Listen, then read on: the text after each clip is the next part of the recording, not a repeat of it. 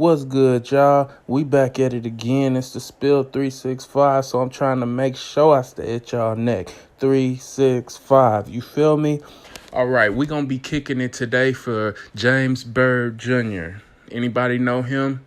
That's the man that was killed in 1998 through the hate crime down in Jasper, Texas, by another man by the name of, well, it was actually three men. But one of them, which brings us here today, was just executed this past Wednesday, which was April 23rd. No, matter of fact, April 24th. I'm sorry.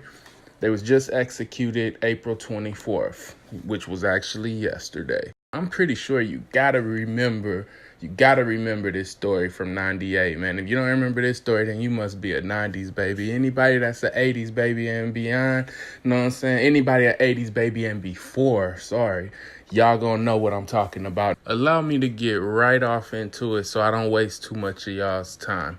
No disrespect. John William King, 44 years of age, was convicted 2 decades ago for killing James Byrd Jr. in an act of racist brutality in the small town of Jasper, Texas. Was put to death by the state of Texas on Wednesday night with a dose of pentobarbital. Pentobarbital, man, that sounds like some shit that'll take you out. The execution carried out at the state's death chamber in Huntsville came after the United States Supreme Court turned down Mr. King's last petition for a stay. This guy was actually still trying to stay alive. He was fighting for his life. He was pronounced dead at 7:08 p.m. that night.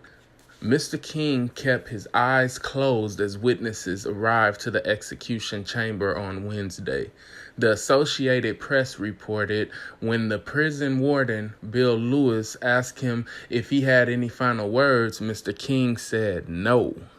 Mr. King made a final statement issued in writing, and the statement said, "Capital punishment. Them without the capital get the punishment." So that's what he said. People without the capital get the punishment. I kind of feel that, but then again, sometimes the people who just flat out guilty get the punishment too, you know? And I think that's this case.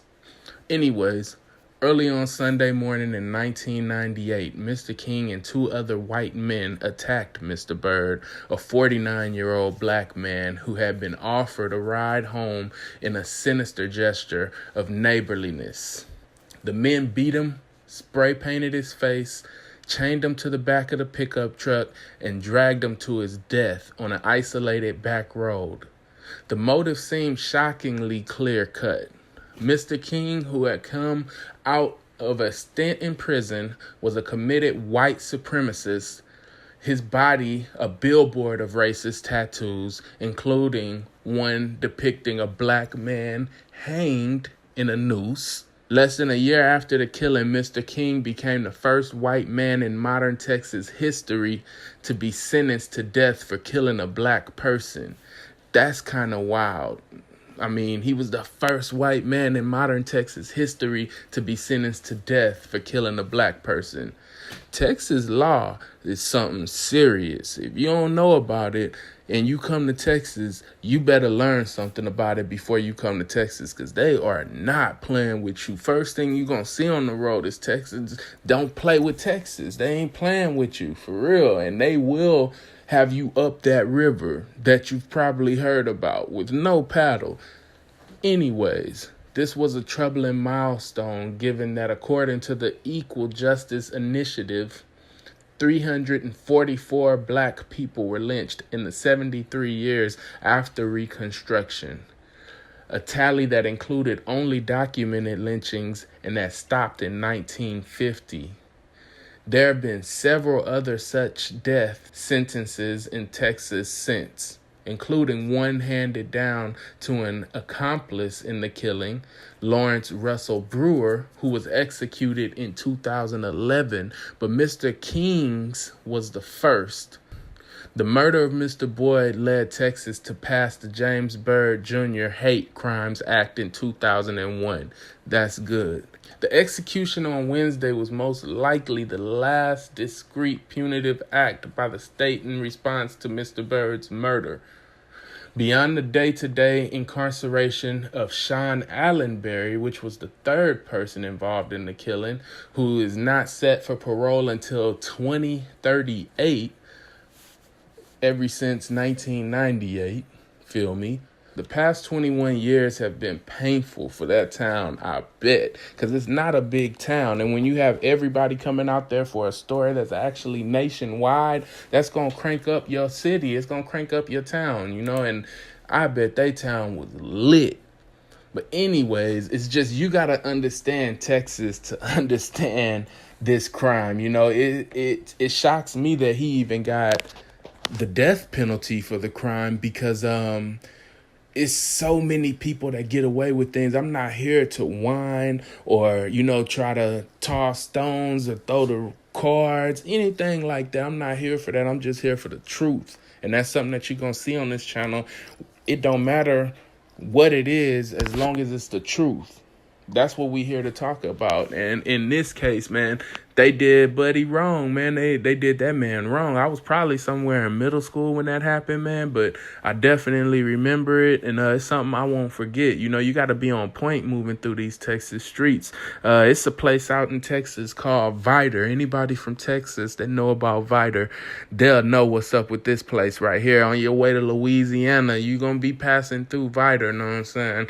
And Vidor ain't nothing to play with, for real. I'm talking about when you go through Byrd, you want to make sure you stop to use the bathroom before you enter into Byrd, for real, like, because they gonna be looking at you like you coming straight up out the 30s or something, for real. They gonna be on you if you stop up in Byrd and you black, which is wrong, but that's Texas for you, man. And in so many different ways, I know it's racism all around the nation, but in the South, man, it ain't no racism like the racism in the South. These people in the South, they don't care, for real, and they will be on your neck. You think Trump playing around, man, please. You come off in some of these back roads and you're going to end up getting dead wrong, for real.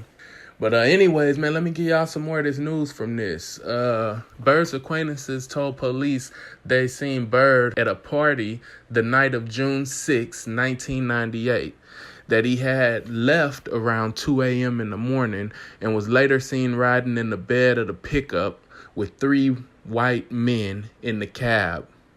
Authorities said King, Lawrence, Russell Brewer, and Sean Berry, those are the 3 names, they picked up Byrd and drove him to a secluded area where they beat him, spray painted his face like I said, and they hit him up with a logging chain around his ankles and dragged him behind the pickup truck for almost 3 miles.